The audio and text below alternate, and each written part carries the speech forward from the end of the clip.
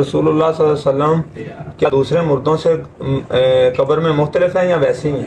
دیکھیے پہلے ایک چیز سمجھیے، انسان کی دو حیثیت ہے، ایک دنیا کی زندگی اور ایک آخرت کی زندگی۔ دنیا کی زندگی سب کے ساتھ ہے، سب کے ساتھ ہے، مسلمان ہیں، کافر ہیں، نیک ہیں، بد ہیں، نبی ہیں، نبی کے امتی ہیں، سب کے ساتھ ہے۔ ایک وقت آتا ہے کہ پھر ان سب کے ساتھ ایک مرحلہ آتا ہے موت کا، سب کے ساتھ، نبی ہیں، رسول ہیں، ولی ہیں، شہید ہیں، کافر ہیں، مسلمان ہیں، سب کے ساتھ۔ روح جب جسم سے نکل جاتی ہے تو اس کو کہتے ہیں آدمی مر جاتا ہے۔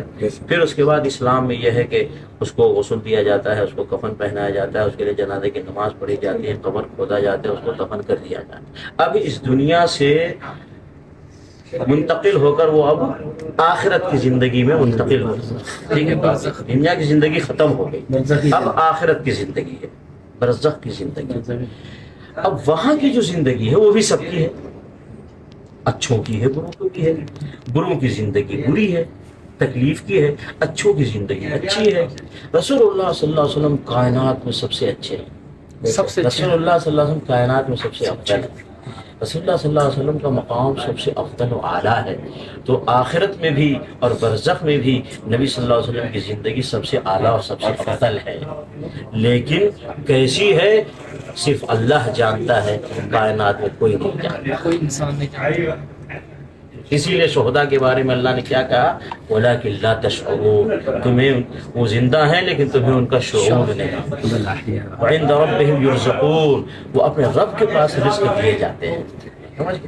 تو دنیا والے نہیں جانتے آخرت میں لوگ کس طرح کی زندگی گزار رہے ہیں، آخرت میں جانے والے نہیں جانتے دنیا میں لوگ کس طرح کی زندگی گزار رہے ہیں۔ یہ زندگی دنیا اور آخرت کے بیچ میں فاصلہ ہے جو کٹ جاتا ہے۔ اسی لیے دیکھیں صحابہ کرام اور خود نبی صلی اللہ علیہ وسلم کی بیویاں، نبی صلی اللہ علیہ وسلم جب تک گھر میں تھے سب بیان کر رہے ہیں نبی صلی اللہ علیہ وسلم کیسے کھاتے، کیسے پیتے، کیسے چلتے، کیسے پھرتے، کیسے سوتے، کیسے جاگتے، کیسے نماز پڑھتے، کیسے نماز پڑھاتے، کیسے جہاد کرتے، کیسے سارا ہے نا حدیثوں میں جو ہے وہ نبی صلی اللہ علیہ وسلم کی اسی زندگی کی کیفیت ہے مرنے سے پہلے کی۔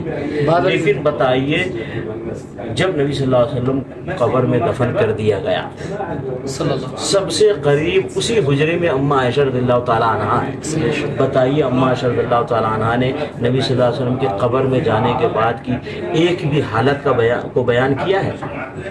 47 برس زندہ بیان ہوا ہے؟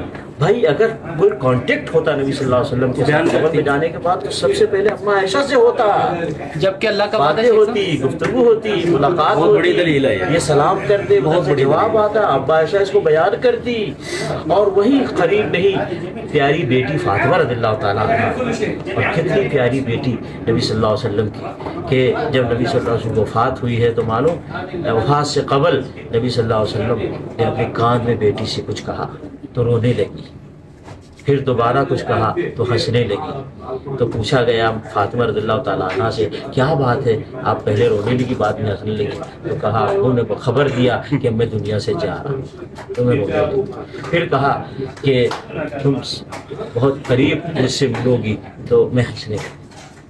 تو کیا کبھی اس پیاری بیٹی نے کہا ہے کہ میری ابا سے میرا کانٹیکٹ رہا ہے، باتیں ہوتی رہی ہیں، خبر خیریت میں دیتی رہی ہوں، وہ دیتے رہے ہیں، سلام کرتی رہی وہ جواب دیتے رہے ہیں، مسافہ بھی ہوتا رہا ہے، کبھی کوئی واقعہ بیان ہو؟